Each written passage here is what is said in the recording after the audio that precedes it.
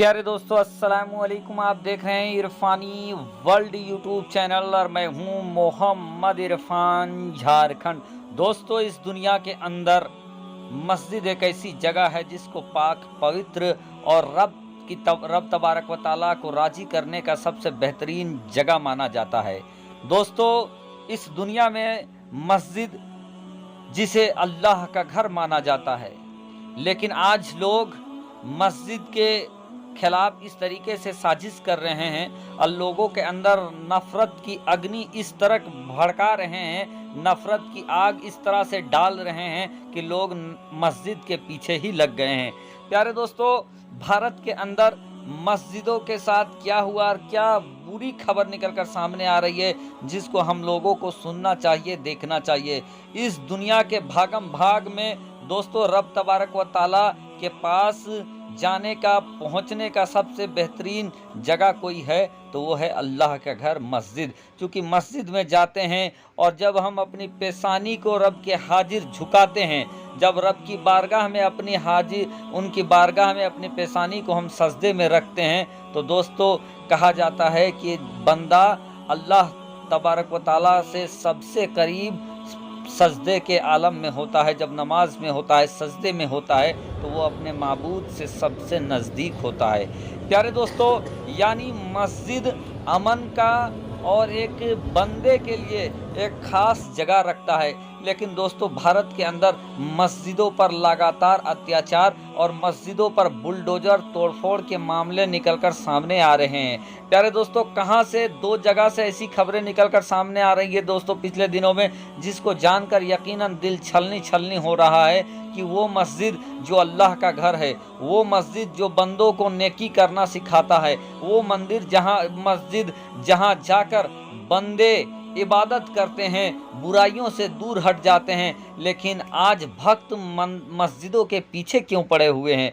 प्यारे दोस्तों, भारत के अंदर मस्जिदों से नफरत का सिलसिला एक लंबे अरसे से चला आ रहा है। दुनिया जानती है, जमाना जानता है कि कैसे 6 दिसंबर 1992 को बाबरी मस्जिद को शहीद किया गया था। वो अल्लाह का घर जो कि 1527 के करीब में बनाया गया था और कई सौ साल तक मौजूद रहा, लेकिन नफरती कीड़ों ने नफरत इस तरीके से लोगों के जहन में घोला, नफरत का आग इस तरीके का भड़काया लोगों के जहन में कि एक दिन ऐसा होता है कि 6 दिसंबर 1992 का काली रात आता है और उस काली रात के बाद जो सुबह होती है, जब बाबरी मस्जिद को 6 दिसंबर 1992 को शहीद कर दिया गया। शहीद होने के बाद दोस्तों लंबे अरसे से खींचतान चला, लोगों को ये लगने लगा कि अब मंदिर मस्जिद का मुद्दा नहीं आएगा, लेकिन दोस्तों फिर से मंदिर मस्जिद का मुद्दा निकलकर सामने आ गया है।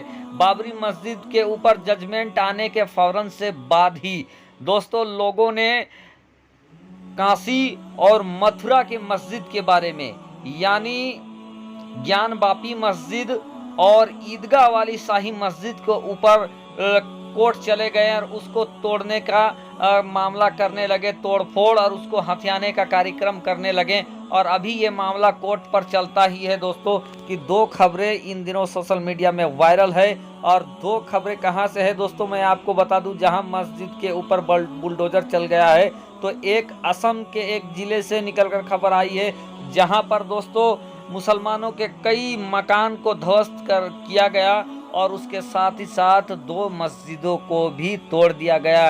ये खबर दोस्तों असम से इन दिनों वायरल हो रहा है, जहां पर बताया गया है कि मस्जिद के ऊपर बुलडोजर चला है। तो एक खबर दोस्तों हरियाणा से भी निकलकर सामने आया है, जहां हरियाणा के अंदर दोस्तों मस्जिद बिलाल, जी हाँ, आपको मैं बता दूं कि एक बहुत बड़ा और बहुत आलीशान मस्जिद थी मस्जिद बिलाल, जिस पर सरकार ने, यानी खट्टर सरकार का बुलडोजर चला है और मस्जिद बिलाल को शहीद कर दिया गया है। गौरतलब है दोस्तों, मस्जिद बिलाल तो शहीद हुआ है, साथ ही साथ वहां पर एक मंदिर को भी तोड़ा गया है।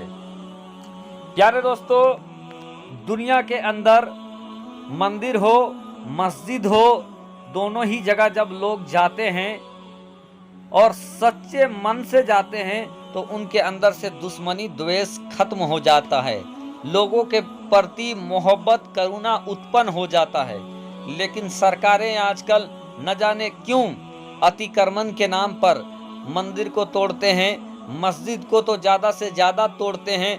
लेकिन प्यारे दोस्तों, मस्जिद को जो तोड़ रहे हैं, आज नहीं तो कल उसका इंसाफ होगा। और प्यारे दोस्तों, आपने देखा कि उत्तर प्रदेश के अंदर फिलहाल कन्नौज में एक मजार शरीफ का लाल शहीद दरगाह का वीडियो इन दिनों वायरल है, जहां पर एक चोर बार बार चोरी करने के लिए जाता था। तीसरी मर्तबा जब वो चोरी करने के लिए पहुंचा कन्नौज में, तो कन्नौज के उस लाल शहीद दरगाह में जो बाबा थे और वो गुल्लड़ से पैसा चोरी कर रहा था, वो उसका हाथ, उस चोर का हाथ उसी जगह पर फंस जाता है। और फंसने के बाद दोस्तों ऐसा मानो लटकता है जैसे कोई बहुत बड़े भारी भरकम चुंबक में किसी का कोई लोहा लटक गया हो और तमाम कोशिश के बावजूद भी उसका हाथ नहीं निकल रहा हो। यहाँ तक होता है दोस्तों कि दुनिया भर के लोग वहाँ पर मौजूद हो जाते हैं। सारे लोग वहाँ पर आते हैं और आने के बाद ये देखते हैं कि एक चोर पैसा निकाल रहा था और उसका हाथ लटक गया है। लोग भी आकर ये चाहते हैं कि उसके हाथ को छुड़ा दें, लेकिन उसका हाथ छुड़ा नहीं पाते हैं। वो इंसान चीखता रहता है, चोर चिल्लाता रहता है कि माफ़ कर दो, माफ़ कर दो, अब मैं ऐसा नहीं करूँगा, चोरी नहीं करूँगा। बाद में लोग आते हैं, दुआ होती है उसके लिए और उसके बाद उसका हाथ छूटता है। तो दोस्तों, अल्लाह के वलियों का जब ये शान है कि जब वो पकड़ लेते हैं तो कोई छुड़ाने वाला नहीं होता है। तो अल्लाह तबारक व ताला अगर किसी को पकड़े तो फिर उसका हश्र क्या होगा। जब आप अल्लाह के घर को बार बार तोड़ोगे, नुकसान पहुंचाओगे। प्यारे दोस्तों, सनद रहे कि अल्लाह तबारक व ताला रहमानुर रहीम है, वो करीम है। अल्लाह तबारक व ताला माफ़ करने वाला है, रहम करने वाला है। लेकिन याद रखे, वो जब्बार भी है, वो कहार भी है। और जब रब तबारक व ताला की पकड़ होगी तो यकीनन कोई भी जो मस्जिद को तोड़ते हैं, जो अल्लाह के घर को नुकसान पहुंचाते हैं, इस दुनिया में कोई ऐसी ज़मीन नहीं बचेगी जहां पर जाकर वो छुप सकते हैं। वो कोई घर नहीं होगा जो उनको बचा सकता है। वो कोई पार्टी और संगठन नहीं होगा जो उसकी बर्बादी से उसको रोक सकता है। तो दोस्तों, रब तबारक व ताला रहम किए हुए है। प्यारे आका का सदका है कि जितनी बुराई और गुनाहों में हम लोग घिरे हुए हैं कि यहाँ बड़ा बड़ा आज़ाब नहीं आ रहा है। जिस तरीके के आज़ाब पिछले ज़माने के अंबिया नबियों के कौम के ऊपर आया है, प्यारे आका का सदका है कि उस तरह का आज़ाब अभी नहीं आ रहा है। लेकिन दोस्तों, हम लोगों को बचना चाहिए। मस्जिद को तोड़ने वालों खबरदार, होशियार। अल्लाह का घर है, इसको बचाकर भी आप डेवलप का काम कर सकते हैं। मस्जिद को ना तोड़िए, मंदिरों से छेड़छाड़ ना कीजिए, वरना बर्बादी आपके सामने होगी।